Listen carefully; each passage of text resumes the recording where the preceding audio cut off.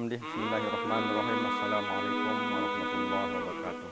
Para pemirsa NWDI Vina yang saya hormati, tema kita kali ini adalah apa saja yang bisa membuat puasa kita batal. Nah, saya lihatkan di dalam kitab Abu Suja, kitab Ghayatul Takrib yang disarahkan oleh Muhammad Ibnu Qasim Al-Ghazi, atau kitab Fathul Qorib yang disarahkan lagi oleh Syekh Ibrahim Al-Bajuri, ya. Dan di sini disebutkan bahwa yang bisa membuat puasa kita batal itu ada 10. Yang pertama disebutkan di sini adalah masuknya sesuatu ke rongga. Jadi masuknya sesuatu ke rongga, rongga yang berlubang. Ya, seperti lubang telinga, lubang hidung gitu. Ya, kalau masuk sesuatu ke sana, maka otomatis puasa kita batal. Tapi masuknya itu apa yang disebut bagian dalam dari rongga itu gitu. Cara kita mengukurnya, kalau orang memasukkan benda ke telinga, atau orang yang putar-putar telinganya pakai bulu ayam, itu batal karena dia sampai ke bagian dalam dari telinga itu. Tapi kalau sekedar kita garuk-garuk telinga kita pakai jari kelingking, tidak sampai batal, karena jari kelingking kita tidak sampai masuk ke bagian dalam dari telinga itu. Atau kita pakai headset juga tidak sampai batal, karena tidak sampai masuk ke dalam bagian dalam dari telinga kita.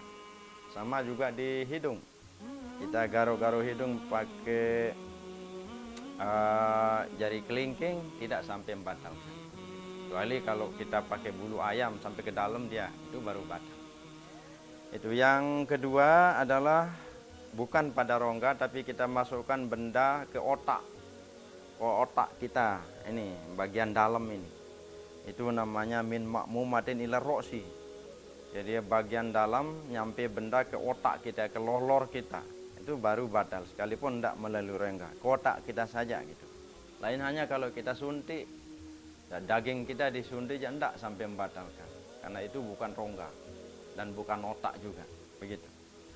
Kemudian yang kedua, al-huknatu fi ahadis sabilain, memasukkan obat ke dua lubang, yaitu kubul dan dubur, lubang kemaluan atau lubang pantat. Tidak boleh masukkan obat. Disuntik lewat pantatnya, lewat lubang pantatnya atau kubulnya. Itu karena dia masukkan obat lewat lubang namanya. Itu tidak boleh, jadi batal puasanya. Nah, kecuali seperti yang saya bilang tadi, dia suntik pahanya yang bukan rongganya, itu tidak jadi masalah. Tidak jadi masalah. Kemudian berikutnya yang keempat. Yang keempat adalah yang bisa membatalkan puasa al-qai'u amdan. Ya, orang yang muntah dengan sengaja. Jadi kalau dia muntah dengan sengaja, maka otomatis puasanya batal. Otomatis puasanya batal. Bagaimana caranya muntah dengan sengaja? Saya misalkan saja, misal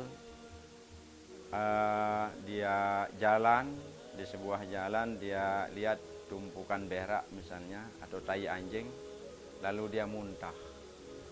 Nah, kalau begitu caranya, itu kejadiannya, maka puasanya tidak batal. Karena melihat tai anjing itu tidak dalam keadaan sengaja. Tapi kalau dia lihat ulang lagi tai anjing itu, balik dia lagi lihat dia muntah, baru dia batal. Karena tahu dirinya sudah lihat itu dia muntah, dia balik lagi melihat dia, maka dia batal.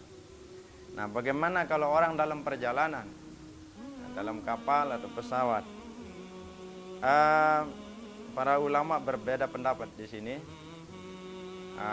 Tetapi mayoritas ulama kita, kalau memang dia dalam perjalanan itu, tiap dia pergi perjalanan jauh, naik kapal atau pesawat, tiap kali dia muntah, itu batal puasanya.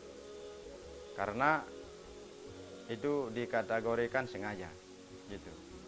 Jadi tiap dia pergi ke Lombok misalnya atau dari Lombok ke Sumbawa, tiap kali dia naik kapal dia muntah, itu sengaja namanya, karena sudah tahu dirinya akan muntah.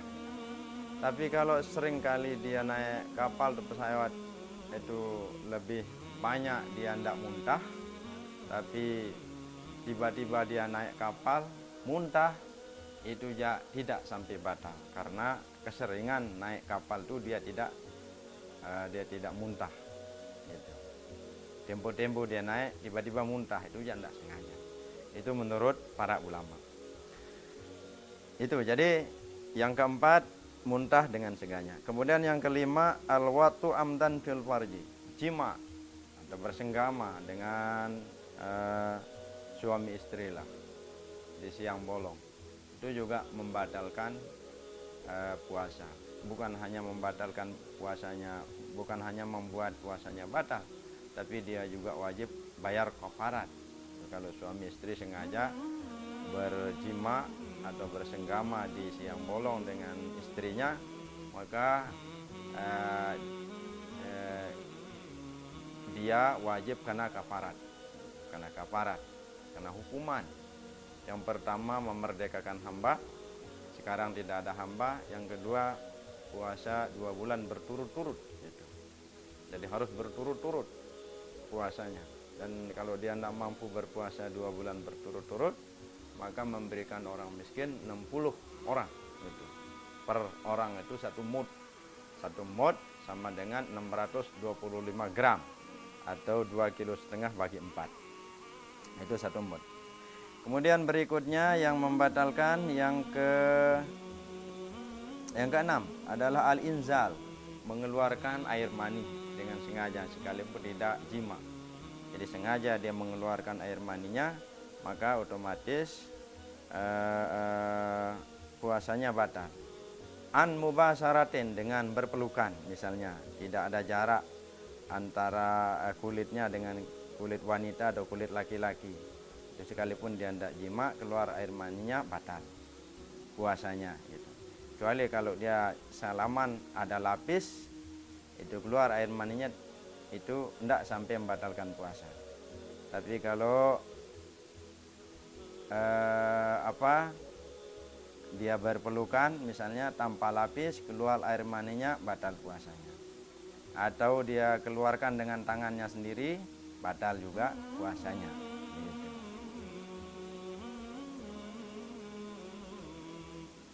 Kecuali kalau keluar mani dengan bermimpi, ya tidak batal.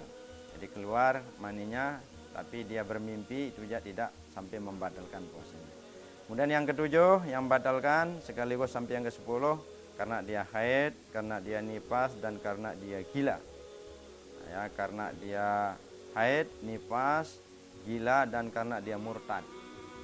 Itu yang keempat terakhir, yaitu haid atau dia nifas, sudah melahirkan, ada darah nifasnya, kemudian tiba-tiba dia gila, kemudian dia murtad. Itu jadi 10 banyaknya. Kalau terjadi pada seseorang yang berpuasa, maka otomatis puasanya batal. Demikian para pemirsa, wallahul muwaffiq wal hadi ila sabilir rasyad. Wassalamualaikum warahmatullahi wabarakatuh.